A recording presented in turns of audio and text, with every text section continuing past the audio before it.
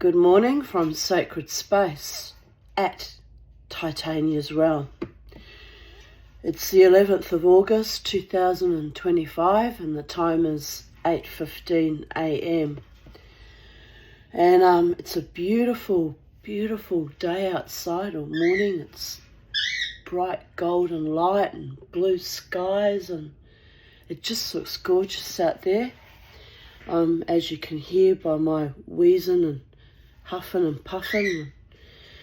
I'm still not very well. Yesterday was hard, but I've decided, I'm still in my nightie, I've just thrown on a cardigan. I've decided I'm going to read to you this morning and then I'm going to crawl back into bed and just take things easy today. I've got a hair appointment tomorrow and I look forward to my hair appointments because I'm very fond, I really love my hairdresser Kylie. She's just a lovely woman and we talk the whole time and she loves my weird and wonderful stories, some of which I share with you on YouTube, and she's just a very kind, soul nourishing woman, and plus, of course, as in her professional capacity, I pay her for the privilege. Plus, she makes my hair look lovely too, and I always leave her establishment feeling like $1 million. Not just because she's, spruced me up, hair-wise, but she just makes me feel, seen and cherished, and it's a rare gift when someone can make you feel seen and loved and cherished. And so I'm looking forward to it, but I'm not looking forward to sitting in her chair, coughing my lung up, feeling like hell. And I won't be contagious. It's just a lingering thing I get after I get a lurgy. It can take me 6 or 8 weeks to fully recover. So I'm not worried about, being contagious and giving her the lurgy, but just not looking forward to sitting there feeling like hell. But honestly, it's not that hard. Just sit in the chair and let her do my hair and we'll chat. And sometimes if I'm really not feeling too great, I even pass out and fall asleep. Used to in the old days. I've been going to see her since 2011, so what's that? 14 years, by the gods. I'd been so exhausted from dancing all weekend at the casino. Back in those days, I used to do 2 nights. And I'd be so bloody exhausted that I would just, be at her place getting my hair done. I'd just pass out, be out for the count. And it was a bit embarrassing, actually, but, she tolerated it. She tolerates all my weird and wonderful ways.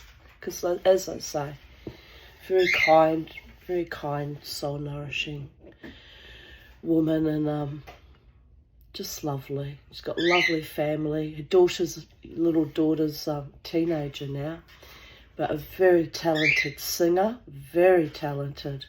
She puts videos up of her performing, and she's just, that girl's going places if she keeps it up. I hope she does.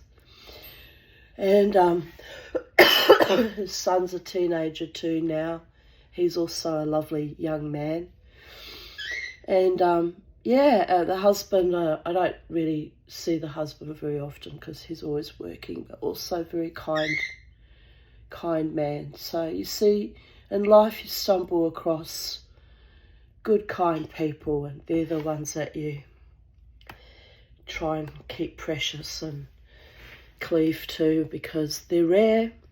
They're out there, but they're actually rare.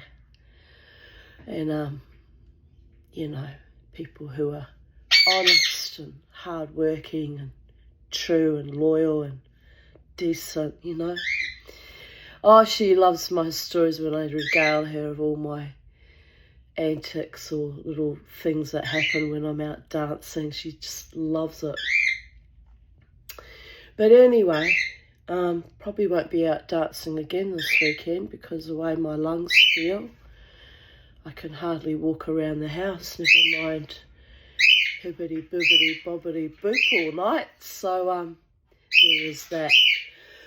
It's not good because I actually haven't had, apart from walking around IKEA yesterday with Jared, I haven't had any exercise, not even walking around my neighbourhood, because I've felt that weak and unwell. So it's a bit of a worry. I've got to discipline myself, get back into the body strengthening and keep myself reasonably healthy, although my health levels are way subpar to everyone else. I didn't use my CPAP last night. I filled it up, the humidifier, with water and was ready to go, but I was so badly congested that I was coughing up all sorts of icky things off my lungs. I thought, no, I won't be forcing air in those tonight. I'll just give it a rest. I can't say I feel any better, but I don't actually feel any worse. So homeostasis, here we go.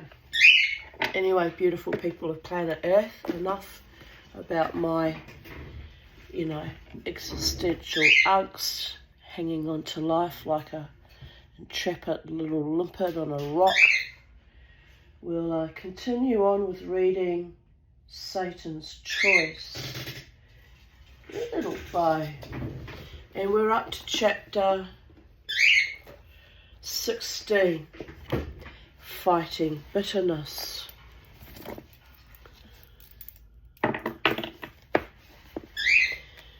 I just wanted to come out and put a bullet between the eyes of some people.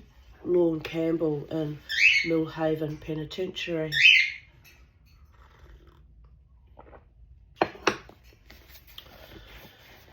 It was behind the walls of Millhaven that Campbell experienced runner's high for the first time during the 10-mile jog. He belonged to the inmates' Olympic Jogging Club, which awarded round patches to runners who put in 100 miles. Campbell earned his 100-mile award just like he had earned his biker patches, and went on to earn patches for putting in 200 and 300 miles on the track. Excuse me.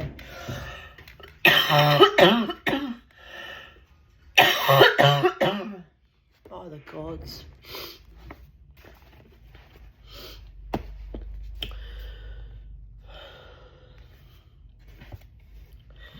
That afternoon in 1983, when he managed 10 miles,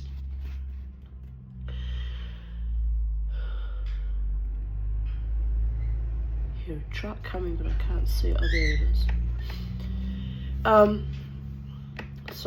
That afternoon in 1983, when he managed 10 miles, Campbell rode a wave of endorphins into the auditorium where Bad to the Bone by George Thorogood and the Destroyers was blasting through the speakers. It's like that when I dance for 4 or 5 hours, I get an endorphin high as well. It's a lot of exercise for the mama D who barely drags us. Sorry, it took us just for a 10-minute walk around the block. So 4 or 5 hours of dancing does get me high too. It's an interesting experience actually, because it's a natural high from endorphins and adrenaline too. And sometimes I'm so exhausted from that experience, plus the exercise, that my spirit literally leaves my body, and I'm like floating above myself, looking down, and on a few occasions I have to kind of whistle it back down, reintegrate. That's a bit of a frightening experience, but that was in the days when I wasn't on CPAP, and it was really pushing my body quite hard to do that much exercise when I wasn't getting enough air in at night in my sleep. So I haven't really had that problem in the last 13 months, so that's good. That's a kind of a healing. But I still do get high from too much exercise in one go.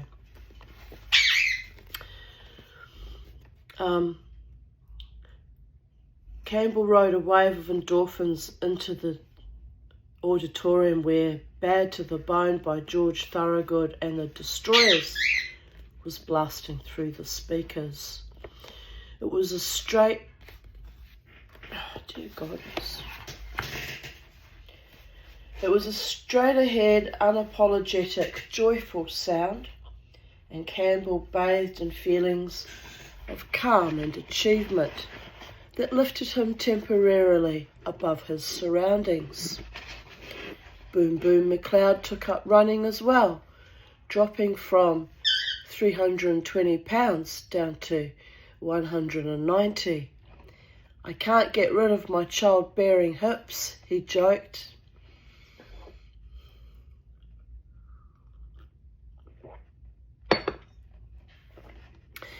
A wall of the common area in Millhaven's M2 range was painted like a biker saloon.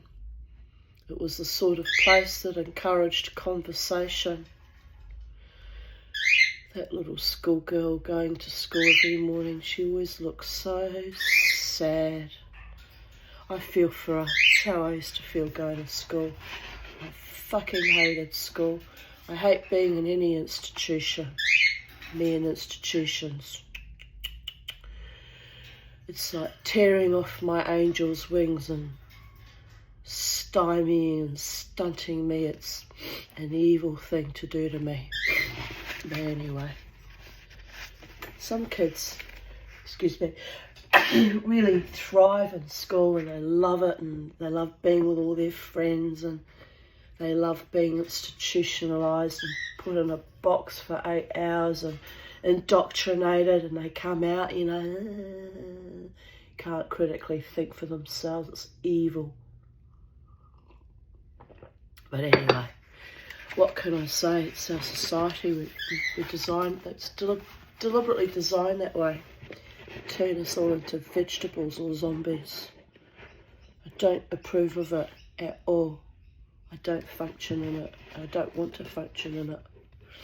That's why I'm on a disability pension, people of Earth, and why I'm destined to remain poor for the rest of my life, probably, possibly. But I will not be tamed or contained or controlled or destroyed by any man or government. Honestly, I had enough damage done to me in childhood. And it didn't stop in childhood either, so that's why I'm done. Anyway, let's carry on. I just feel for that kid. Just feel like giving her a good mama tig hug and tell her it's going to be alright. She'll be out of there one day, living her best life, being her own woman. Please God she makes it. Honestly. A wall of the common area in Millhaven's M2 range was painted like a biker saloon. It was the sort of place that encouraged conversation, and Campbell was in a chatty mood there when he asked inmate Stephen Howdenshield about the progress of some artwork he'd been promised.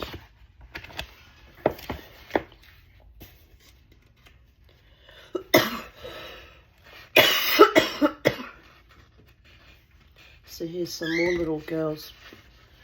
Well, they're not little, but you know, teenage girls walk to school and you can tell they're happy. They've got a bounce in their step, you know.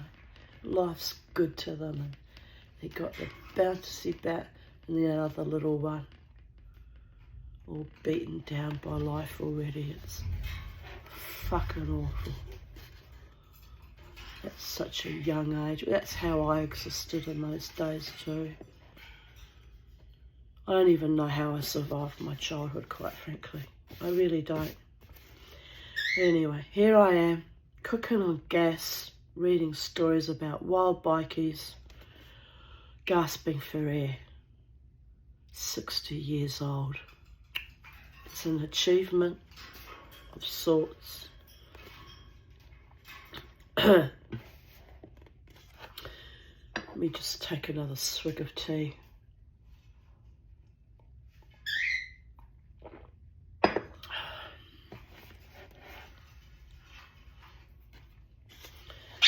A wall of the common area in Millhaven's M2 range was painted like a biker saloon. It was a sort of place that encouraged conversation. And Campbell was in a chatty mood there when he asked inmate Stephen Howdenshilt about the progress of some artwork he'd been promised. Oh, poor old Mama T's floating in and out of a body, people of Earth. You'll have to whistle me home again. By the gods. Sorry about that. It's hard with my lungs and keeping focus. My eldest daughter, I got news, has just been diagnosed with ADHD. She's 39, just been diagnosed. I don't know if she had it when she was younger. I suspect, but can't prove. It's from the they did in 2020. Hearing a lot of cases of ADHD suddenly being diagnosed. It's like, what the actual fuck? But, you know, I asked my psychiatrist if I've got ADHD because I can see my mind, even while I'm reading to you, just goes on little journeys and meanders around, and I never used to be like that. I used to be always very, very focused. Anyway, Campbell already had a silhouette of Doc Holliday and the Earp brothers that Howdenshilt had painted. He liked looking at images of the Wild West's gunfighting legends, and Howdenshilt was currently painting a canvas for him. Excuse me. I want to sneeze, but it's just, you know, it just sits on the edge of reason. My eyes are watering from it. We'll be alright. And Howdenshilt was currently painting a canvas for him of a biker riding into the wind, wearing no helmet, like a modern day cowboy. I wouldn't what's the word? I wouldn't think that's heroic. You come off your motorcycle without a helmet. You just look like a smashed pumpkin, but not in a good way. Fuck's sake. Anyway. Have you got that painting, Campbell asked. I fucking told you, Lorne. I'd do that. His mood was more than a little testy. So Campbell didn't push things.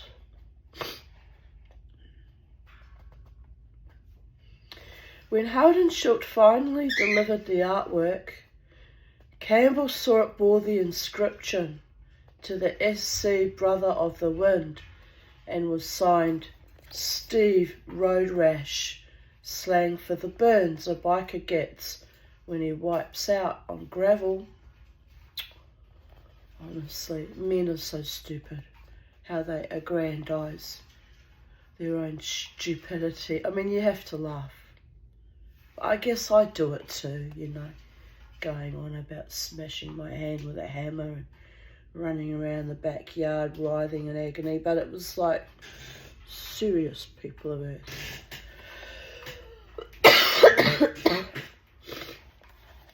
Right. There were also letters GRMC in the corner.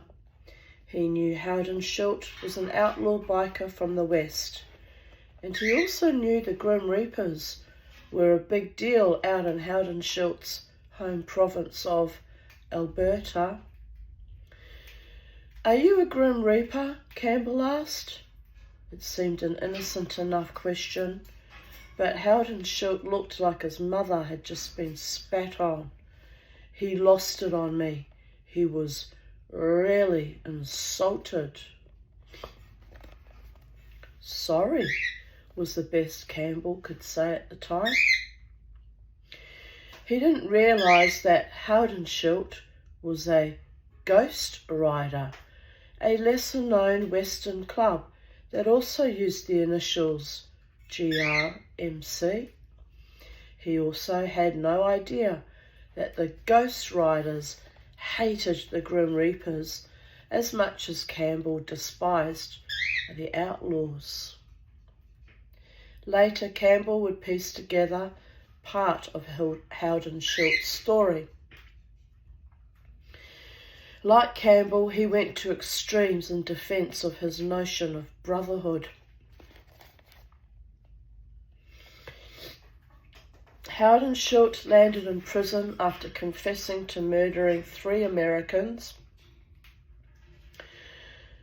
and dumping their bodies into a Lethbridge rendering plant, where the carcasses of dead animals are broken down into products such as lard.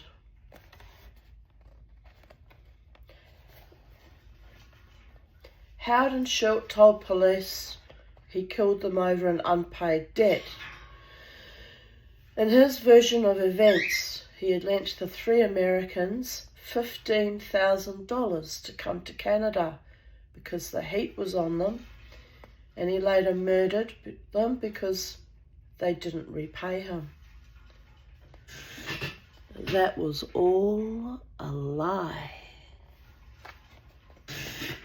Howdenshildt's secret was that he wasn't a multiple murderer at all.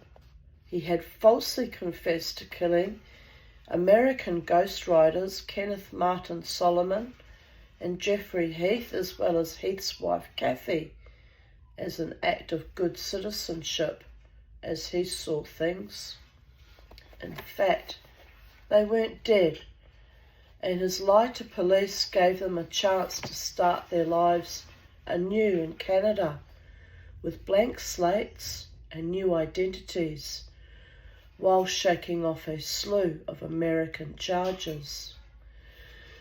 The scheme was ruined when the Americans were discovered alive and well in Alberta a month after his bogus confession. That didn't mean Howdenshildt wasn't a cold-blooded killer. He was in prison for a verified murder and had shown no agitation in court when he was called to account for the killing of Charles Drager, a former Lethbridge Ghost Rider president. He never told the court what Drager had done to anger him so profoundly that he killed him and dumped his remains into the rendering plant. Howdenshildt simply said he felt no regret or remorse for these acts. The only thing I regret is the adverse publicity this has brought on the Ghost Riders. Close quote.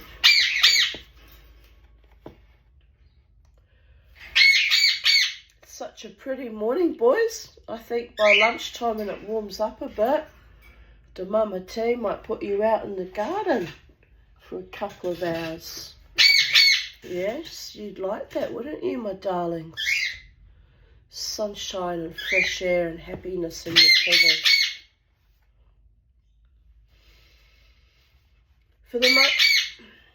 For the most part, long-standing biker club divisions didn't matter in a super maximum security penitentiary such as Millhaven. That's all forgotten in there, Campbell says, of club lines. The generally accepted view was that all bikers must look strong and united for their mutual benefit and security, because most often it was a small core of bikers against the rest of the inmates.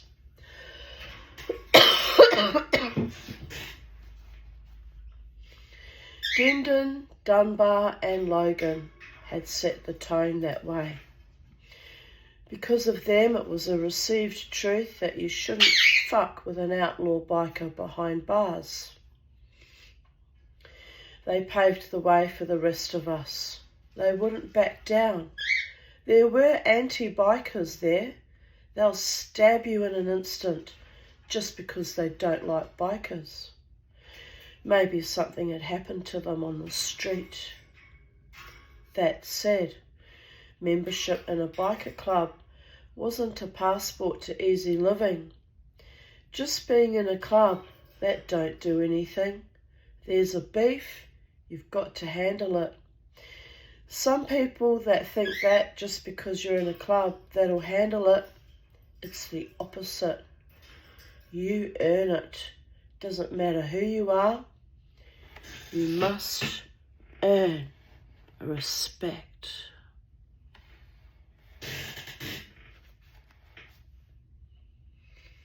The idea that club tensions should be put on hold inside Millhaven didn't extend to everyone as far as Campbell was concerned.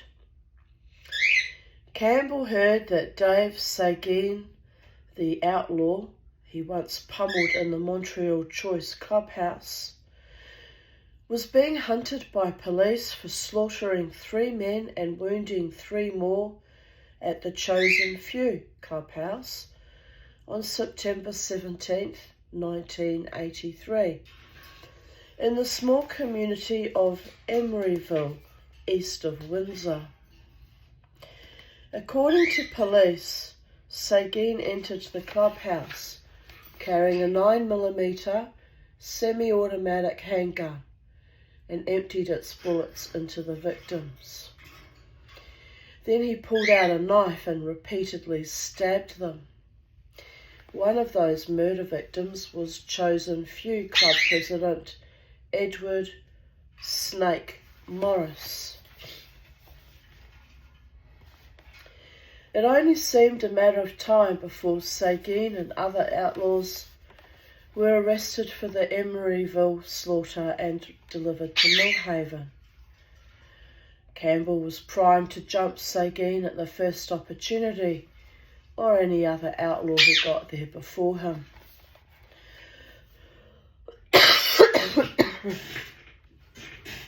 Dear Goddess.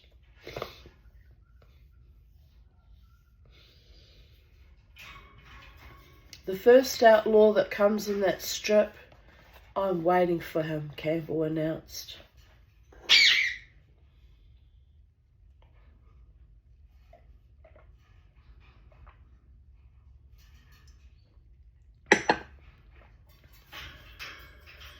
Jeff McLeod urged him to hold back so that there wouldn't be retaliation by the outlaws or their friends against Rick Sauvé and Gary Como.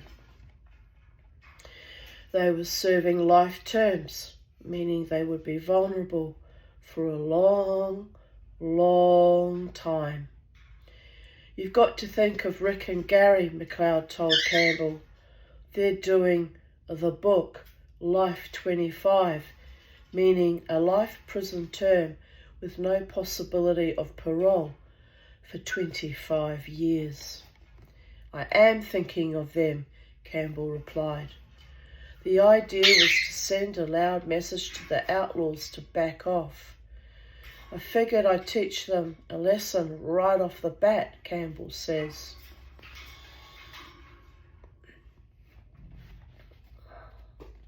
The debate turned out to be academic.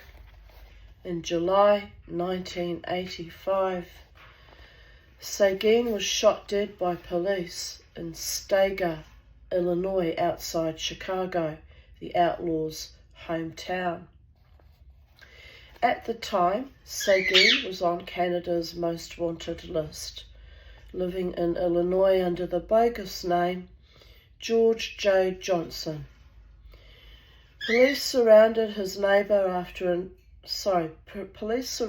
house after a neighbour said he had been abducted and bound by Seguin and then released 10 hours later.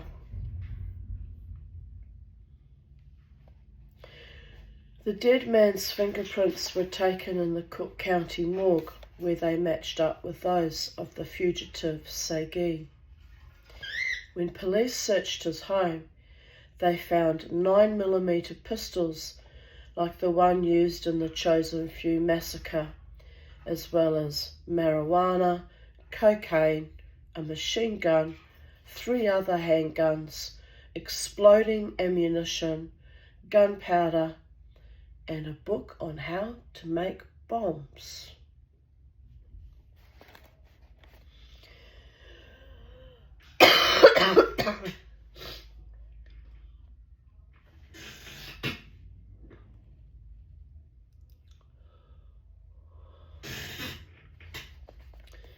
There were a few good memories from Millhaven for Campbell, such as the pleasant buzz he felt at Christmas time from some moonshine that had been stashed somewhere in the ceiling above the showers.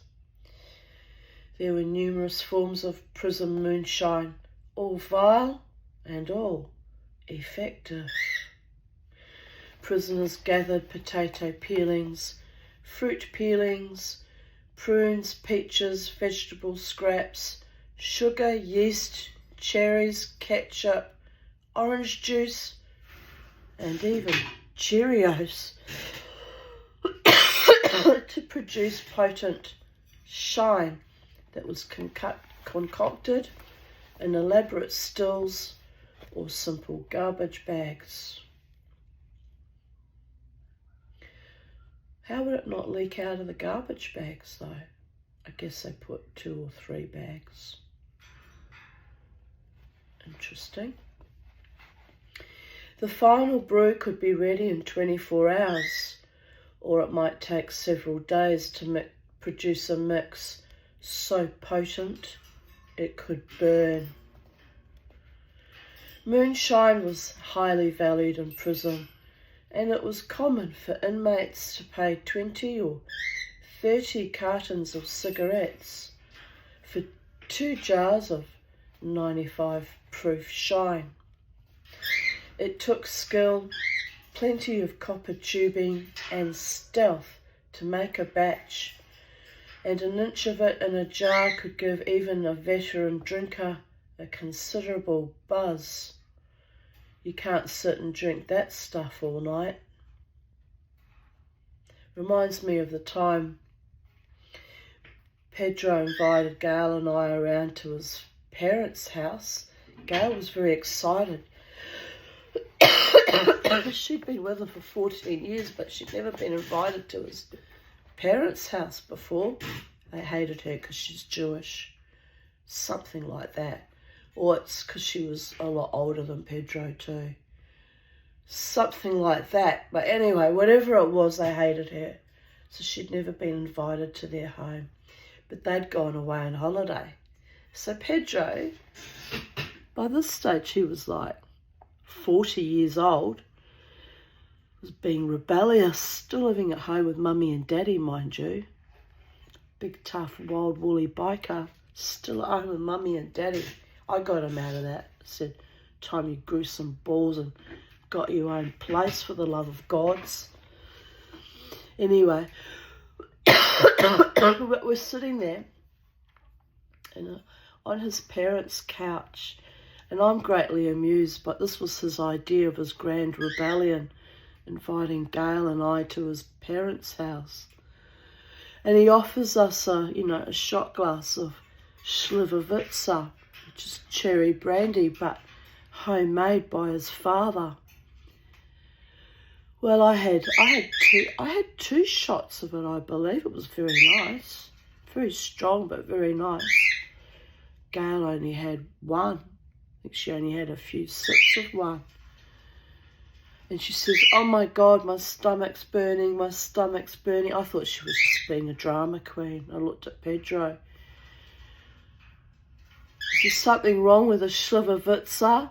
He says, oh, my dad, he makes it by hand like the old country. It's probably not proofed properly. He tells us after we've drunk it. Anyway, so we're sitting there. Gail goes, I think I'll have a nice cup of tea instead, because she's very British, English. So we're sitting having a nice cup of tea. Pedro, who's lived at home with mummy and daddy all his life, didn't know how to make tea, for the love of all the gods. First thing you got to learn, Pedro, is how to make a fucking cup of tea. What for? I mean, if you invite us over, we want our tea. She's a Pom and I'm a New Zealander. Okay, Tanya. Okay. So, I showed him how to make a cup of tea as well. I learned a lot that day from the mama tea. By the gods.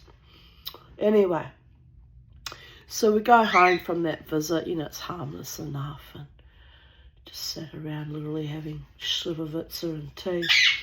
We go home. He's all excited. Thanks for visiting me at Mummy and Daddy's house. I said, you won rebellion against your father and he doesn't even know about it. I said, it's bloody ridiculous. 40 years old. So anyway, I kind of had to laugh because it took me a while to rebel against my crazy German mother too. So I kind of understood him very well, you understand. Anyway, next morning I get a call from Gail. My stomach's burning. I said, oh, Gail, like, you didn't even drink that much. I had 2 shots. I said, you know, it was a bit rough, but I said, it wasn't that bad, you know. No, I'm going to the doctor. She went, she had an endoscopy, had a hole in her stomach from the little bit of Slivovitz. She must have been more sensitive or something, I don't know.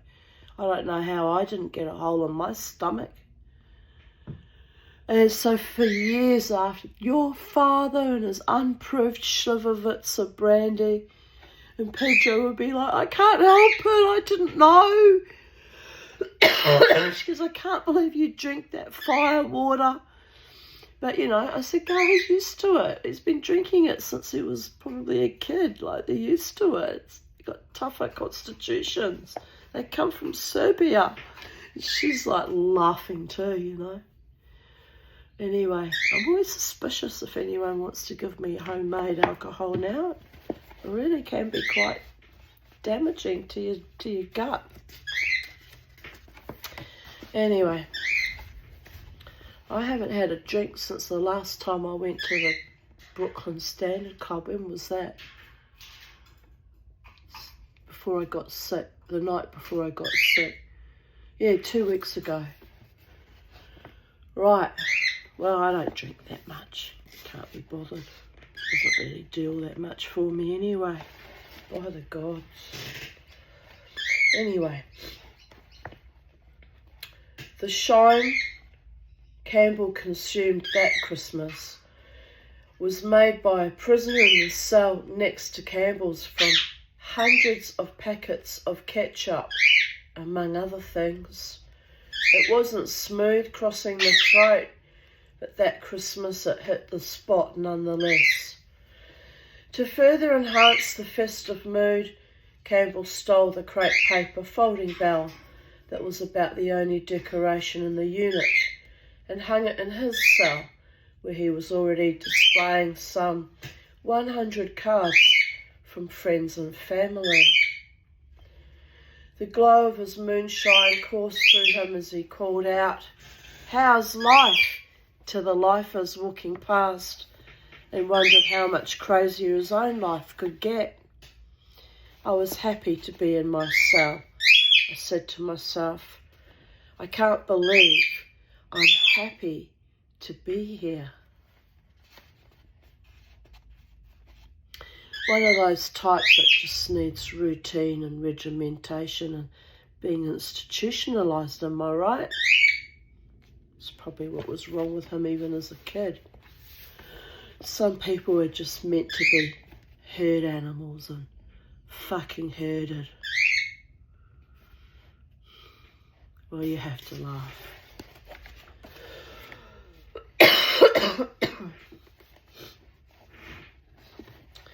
Most of the time in Millhaven, mob people didn't mingle with the other inmates. The mob guys had young guys around them who were loyal to them. They stayed pretty much to themselves. Despite the general separation between groups, Campbell found himself on pleasant terms with Cosimo Elia Comiso, from north of Toronto, who was in prison for an assortment of organised crime charges, including 3 for conspiracy to commit murder. Commisso could be gregarious and friendly, and Campbell became a personal trainer of sorts for him, introducing him to jogging and helping him shed roughly 100 pounds.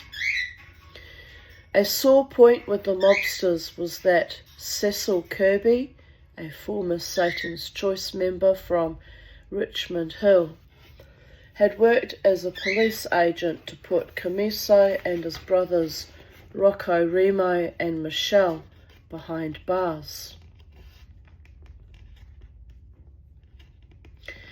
Kirby had been hired on to do dirty jobs for the mob, then turned police agent and disappeared into a witness protection program. Campbell hadn't known Kirby well and didn't particularly like the little he saw of him.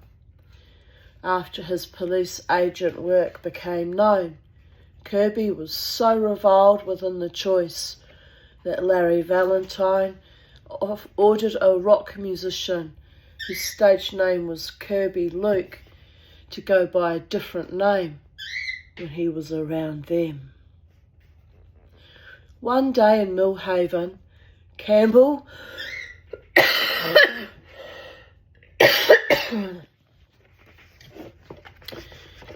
and the mobsters watched a television program on Kirby, and Campbell felt Commisso's younger brother, Rocco Remo, glaring lasers at him.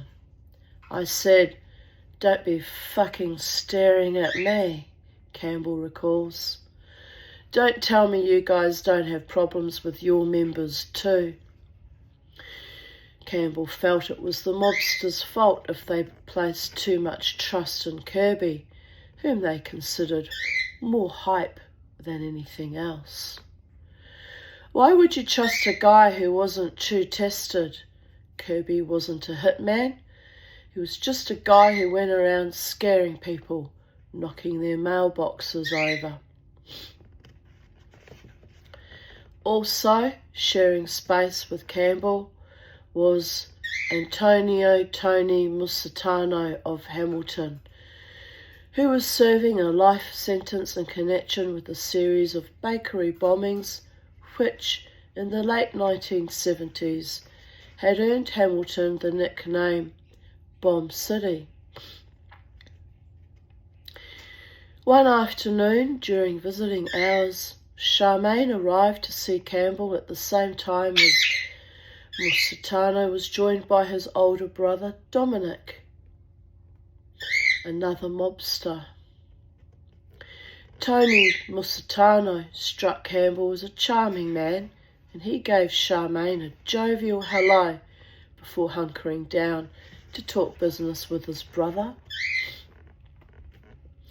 Years later, Campbell read that the Musitanos' table at Millhaven was electronically bugged. The taped discussions from that day in the visitors' area suggest that Campbell's prison acquaintance, Billy Rankin, was about to begin enforcement work for their crime family. Rankin wasn't a biker, but rather a mob rounder, given to hanging around underworld characters. Campbell knew him as a serious guy inside prison, whose face was invariably knotted in a tight expression, as if he were permanently sucking on a lemon. On Saturdays, the bikers would sit in the back row of the auditorium as movies were shown. We always sat at the back. If somebody's going to be shanked, that's a good place to do it because it's dark. We'd be right against the wall, us bikers. Rankin would sit in the row in front of them, and Campbell would call him Bacon Hips because he pumped his legs and butt up doing heavy squats. We'd say, "Can't see, Bacon Hips, you're blocking the view." He'd get pissed. There were no smiles. Rankin was released from prison on December 7, 1983. It wasn't a shock to see that he quickly took up with Hamilton mobsters. It was surprising that Rankin abused drugs and bragged to strippers about his new job, which caused him to fall from grace with the mob. It was always a crapshoot to predict how an inmate would act once he was freed. There are guys you see on the street who seem solid. When they get in the pen, they're fucking cowards. Tough guys on the street, and then they just wimp out inside. That's when you see their true colours. There are guys who are comfortable and solid in the pen, and outside they're totally different. They just short circuit when they get out in the street. Drugs will do that to people. They turn into something they're not. Anybody's capable of anything, I think. Campbell had things of his own to worry about. He and everyone else on his range were sent into solitary confinement for 4.5 months. There had been a murder on the range and no one cooperated with investigators. For Campbell and the others, that meant time alone in a 1.83 by 3 metre cell with only 10 minutes a day to shower. He didn't have a television, but he did have a radio with 5 channels and reading privileges. There wasn't much to do besides ponder his situation and worry about the hurt he was causing others, especially his family. It was a scary trip going inside his head to confront his bitterness, but it was worth the journey. You get self-pity for a while.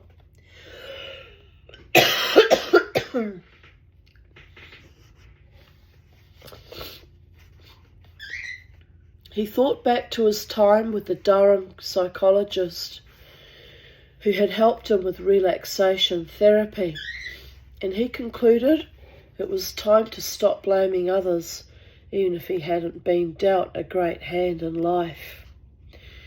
Campbell started to appreciate that it takes more courage to love than to hate. You get better. I got thinking about that saying, it's not the rest of the world, it's me. I thought about that. I had been bitter. I just wanted to come out and put a bullet between the eyes of some people. I fought it, the bitterness. Right, that's chapter 16, and we're only 48 minutes in, but to be honest, people of Earth, the mama too's struggling a bit with her lungs, and I might just either come back later on today or continue tomorrow. The next few chapters are shortish ones, so we'll continue tomorrow, I think. I'm going back to bed to play Little Old Ladies and practice death for a while. Should be very fucking good at it, shouldn't I, after 16 near deaths or close brushes with death? It's enough already. But anyway, I'm waiting for the day to warm up a bit more, and I'll put my birdie boys out in the garden and I'll sit in the sun with them. It'll do us all the power of good. So on that note, blessed be from sacred space at Titania's realm, and stay happy, stay wild, but stay free. Love to you all.